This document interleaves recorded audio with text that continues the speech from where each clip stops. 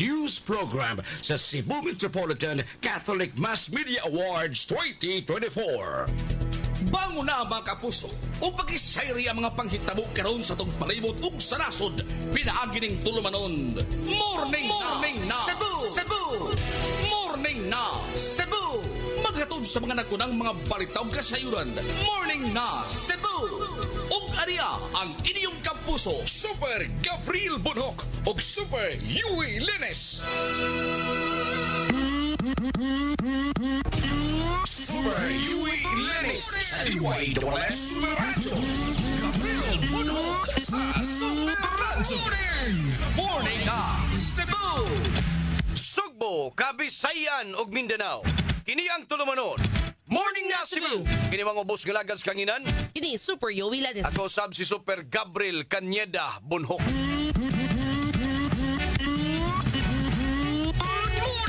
Og karon na nito mga headlines sa ato mga balita karong buntaga. Sa balitang lokal, kasong kalapasan sa Republic Act 9711 og Republic Act 2382 ang gipasaka batok sa usa ka Vietnamese national og 11 ka mga staff sa usa ka beauty clinic sa Cebu City nga nadakpan sa entrapment operation. Morning na Cebu! Upat ka mga individual na angol human nagkabangga ang duha ka motorsiklo sa Balamban. Morning na Curfew gipatuman na og sugod kagahapon sa kagamanan sa lungsod sa Argao. Morning na O sa kauluhan, dulaan na 300 ka mga barangay sa Luzon nalubog gyapon sa baha. Morning na Samtang bail petition ni Kibuloy gibasura sa Pasig Regional Trial Court. Morning na O sa atong balitang international, Pope Leo XIV subli ni apilar alang sa inanaling pagtapos sa bangis nga gubat sa Gaza. Morning na Baukad to mga kapuso ang uluhan sa mga balita karong buntaga dinhi lang sa tulumanon. Morning na Cebu! At ang mga kapuso ang kumplitong detalye sa mga balita human lamang sa pipila ka mga pahinumdom standby. Ayaw pa uwi sa mga balita ug drama. Please follow, like ug share sa Facebook page sa istasyon DYSS Space Super Space Radio Space GMA. Super Radio.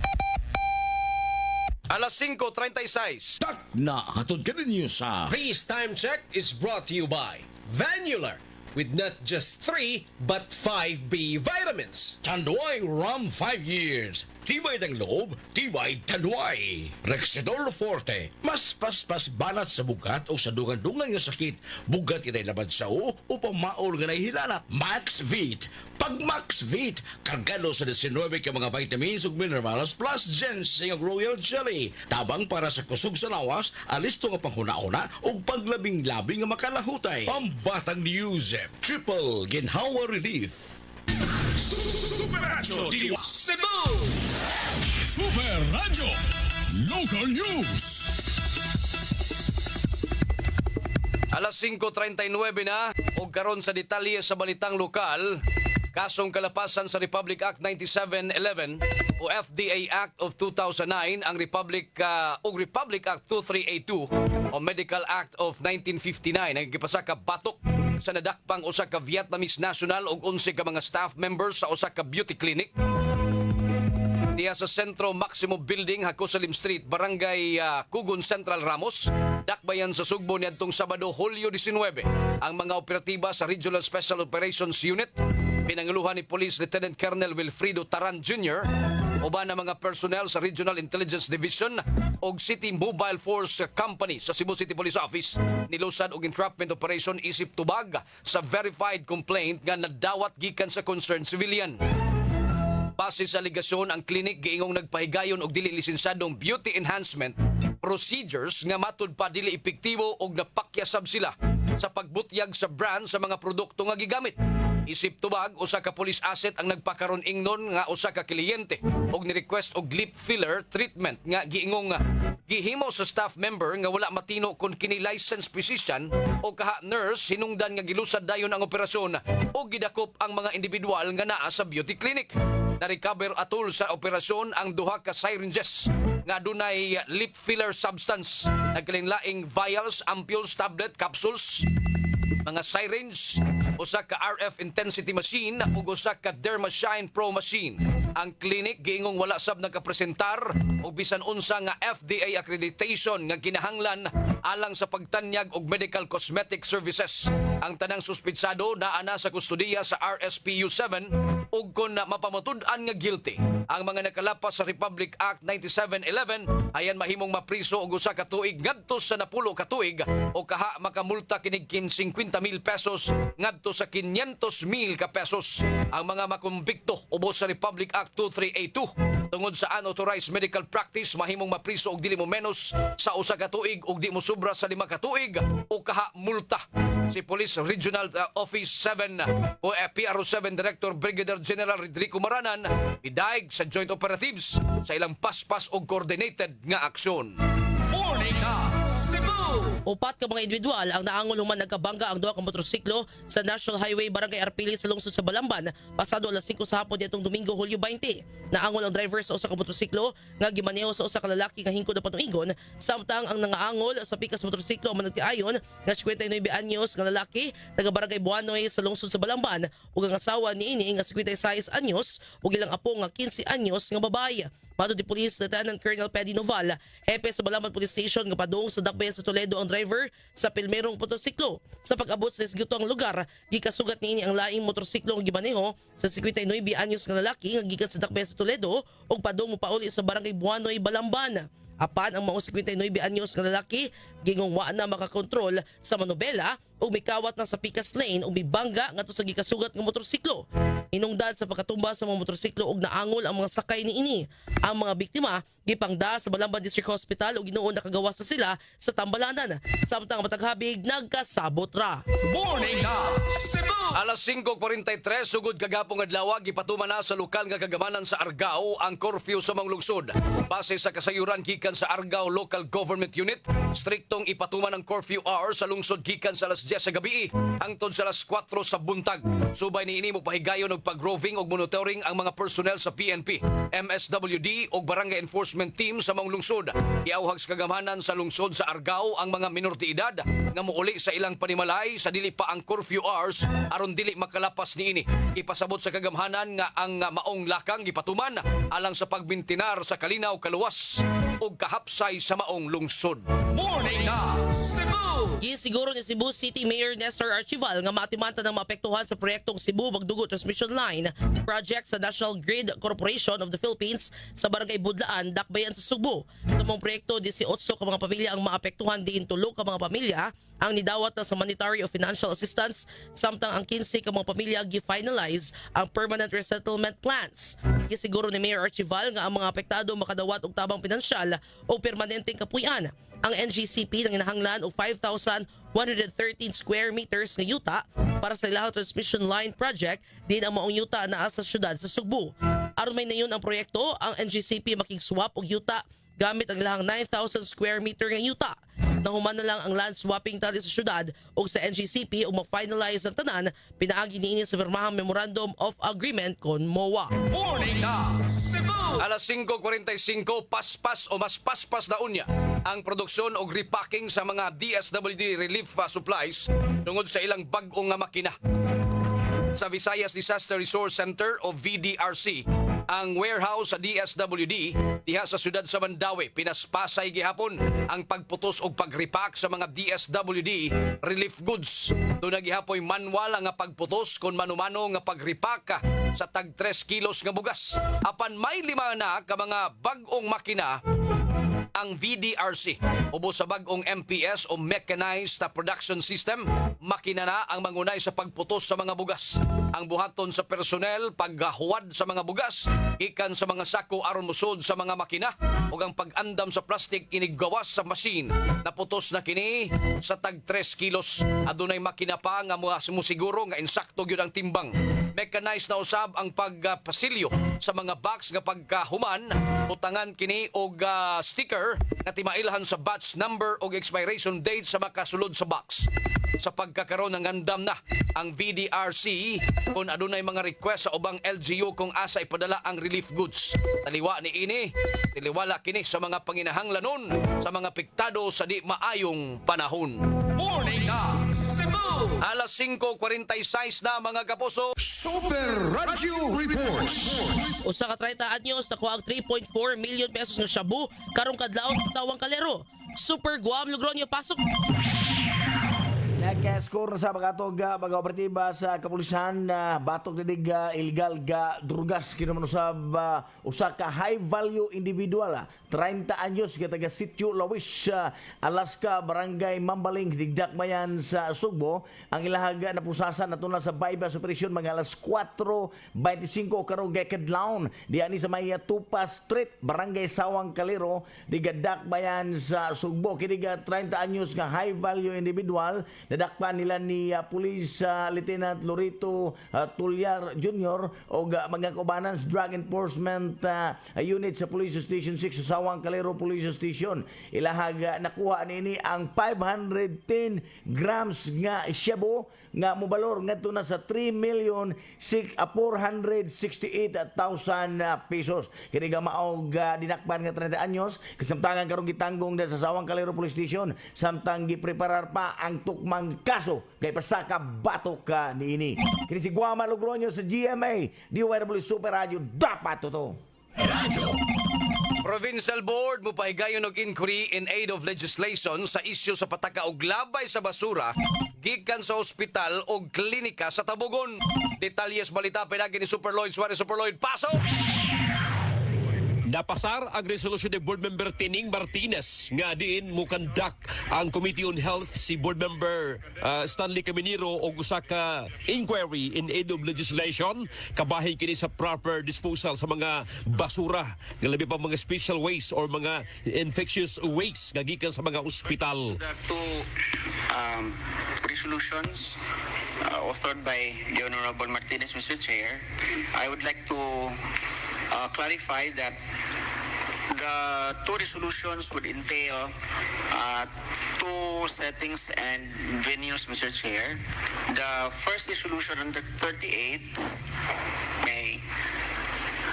the 38 item 38, Mr. Chair, implies that the audience from the concerned agencies and personalities will have to be during our regular session. And for the item 42, Mr. Chair, it will be under a committee hearing, Mr. Chair. I would just like to clarify if that is the pleasure of the proponent, Mr. Chair. Board Member Martinez. Yes, Mr. Chair. The resolutions are at the discretion of the chairman of the Committee on Health, Mr. Chair.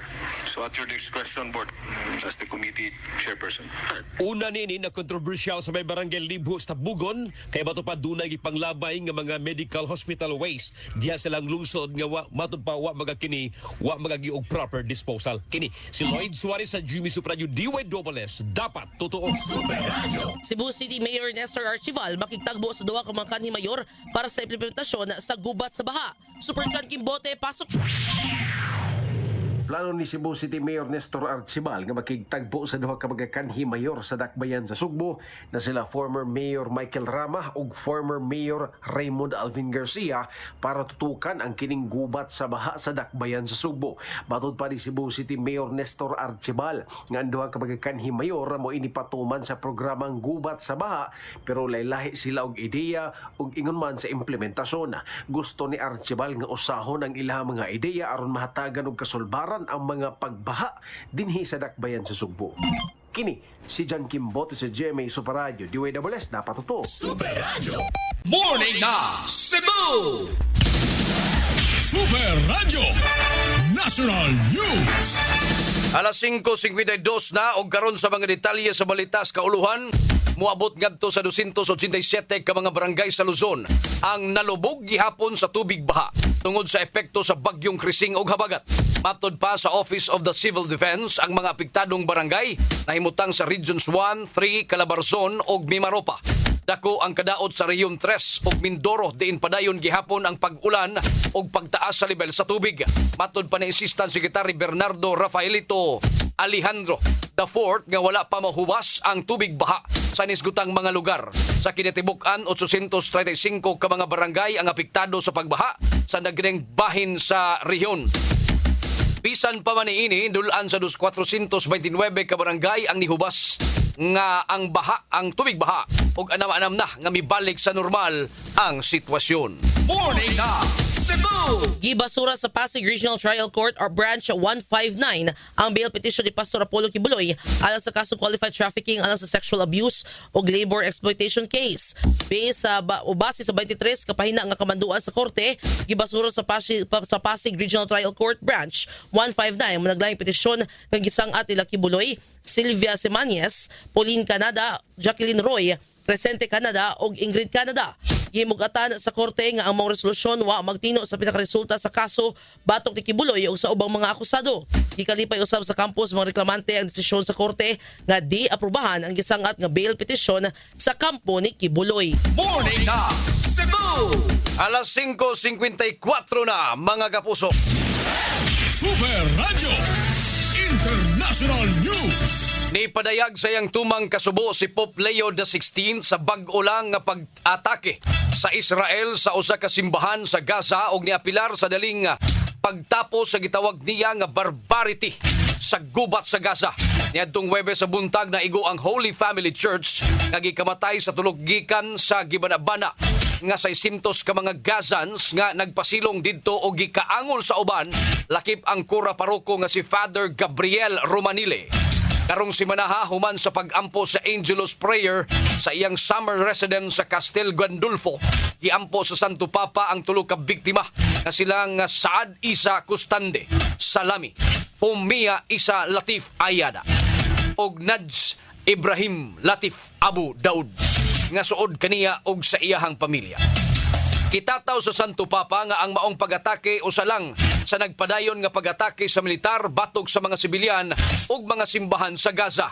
Kalabot niini subling mihangyo ang Santo Papa sa malinaon nga pagresolba sa maong gubat. Iauhag usab sa Santo Papa ang international community na ipatigbabaw ang humanitarian law o girespeto ang obligasyon na protektahan ang mga sibilyan. Morning na Cebu! Super Radio Weather News. Alas sa itong weather update, Sir Manny John Agbay. Good morning. Good morning sa tanan. Mao ko na itong latest with update para karong adlaw July 22, 2025. Sa pagkakaroon natay duha ka low pressure area nga gibantayan o gani alas 3 sa kadlawon kaning usa ka low pressure area kay nagsikputan kini nga naa sa 1,140 kilometro silang bahin sa Central Luzon. Samtang ikaduha nga low pressure area nasikputan kini nga naa sa 370 kilometro silang bahin sa Kalayan, Cagayan. Silang bahin ang southwest monsoon o kining habagat ang mo'y nakaapekto sa dakong bahin sa tuwang nasod. O para sa itong forecast, weather condition sa sunod 24 oras, ang tibuok Metro Cebu, lakip na nibling bahin sa Visayas, kay makas nati og madag-umon nga kalingitan, nga na mga katag-katag na mga pagulan o mga panudog kilat, umikan aning southwest monsoon o habagat. Ug para sa kaimtang sangin ug sa kadagatan, sa sunod 24 oras ang tibok Visayas kay makas nati og kasarangan nga hangin nga nagagikan sa bagatang kasad pandi ng balod sa tong kadagatan kasarangan ang mga pagbalod. Dini sa Sugbo atong dagat mo taob karong alas 7:53 sa buntag ug munas kini unya alas 4:24 sa hapon. Temperatura din sa Sugbo range kini gikan sa 26 to 31 degrees Celsius. Atong sunrise kini alas 5:32 sa buntag ug atong sunset unya alas 6:00 sa hapon. Ug mo lang kanatong latest weather update ikan diri sa Butan sa Pag-asa kini si Manjan Nagbay may buntag.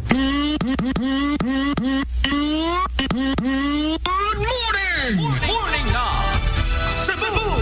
Daghang salamat Manindya Nagbay gikan sa Pag-asa Magtaan mao si nagtapos sa tulumanon. Morning na Cebu!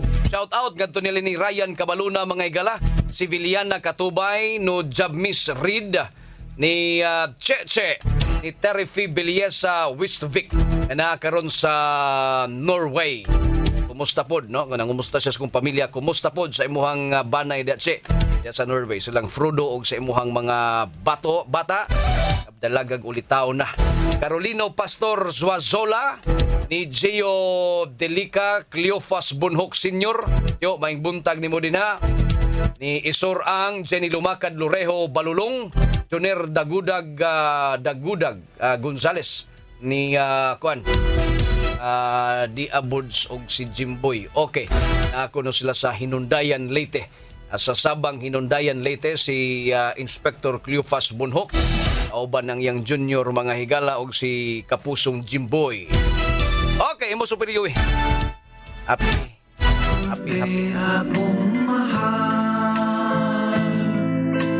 May you have more birthdays to come.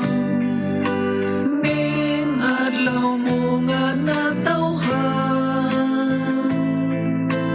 Gihuna-huna ko ikaw. Happy birthday sa itong inahan din sa stasyon at ang station manager Super Kate Matos Cortez. Kan na may tukar. Tamo tagdukaon na to kaniya boss. Mura ka ganaman yinita. Diba, kadang-kadlaon nga pagkawon ang birthday celebrant. Nabiyawan ko mauso mo. Okay. Happy birthday, Super Kit Matos Cortez, mga higala. Usamot bantog tagkahilak anang inyong kanata. Wait, belated happy birthday. Pero di-greet niya sa pag-birthday, yun di mo, boss. Oo. Engineer Julius Malinaw, belated happy birthday. Baro ni siya. Lagi baro. Unya ra pakita ko sa kasimana ba. 1 week sana all, 1 week. Pero si Ma'am Kitron nagpaminaw po dahil siya Super Yowie. Musamot po tagkahilak anang inyong kanta. Agi ka ng Super Julius, Ma'am Kit. Pura siyang nagmanyanita ni mo. Kita Ma'am Kit, happy birthday. Hinaot pa untang tagaan pagkagdaghang mga katuigan sa atong labang magkagagahom. Tinhis kalibutan o gimuha pang pakidaghang mga tao nga mahikap og matabangan dinhis Pilipinas. Tinhis kalibutan. Pwede. Uy, apin bitaw kay na tas Pilipinas. Pero wasig mularga niya ni ngadto sa Estados Unidos. International na. Oo. International na ang tawag. Tinuod eh. Okay, imong greetings gawin. Happy birthday sa day sa kong uncle. Dungan sila sa ato ang SM karon no. Si Raniel Logronio o Congress si Chef Charles Diaz. Thank you, Gaw. Okay, at ang imo sunod karon dayon ang super hirit mga higala. Kita gyapon na mag-uban ni ana ka mga kapuso sa pagisgot sa pipila ka mga isu may labot ang haring lungsod sa tulumanon super hirit. Baon lang mo siguro kay kay Pakoy man. Wa na lang gani ko mo mention pero gi pahibaw naman adto na kunoy. Diba? Sa may dugayan.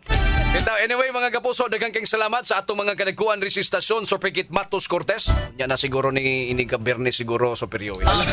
Belated ang lechon sa di mo. Inigbalik niya. Ako, watra manggihapon sa kugkuan ko, chatan ko. Ugma, Super Pedro sa day, ugma day. Advance birthday ni Pedro Fantonial Jr. Sunod ni, mo na nga, busog tapir. Wala nag-leave si Pedro. Laro na. Ni Super Algie Nabakita, atong program director, Super Fats Anthony Inzo, news director. Ito sa transmitter side, Super Danny Albano, atong sparring partner mga kapuso, Super Julius Malinaw. Iniusabi nyo mga tigbalita. Kinigyapon, Super Yowilan. Ako, si Super Gabriel Canyeda Bunhok. Tinhilang sa tulumanon, Morning na Cebu, o kami mo ingon, Adto na Minuy!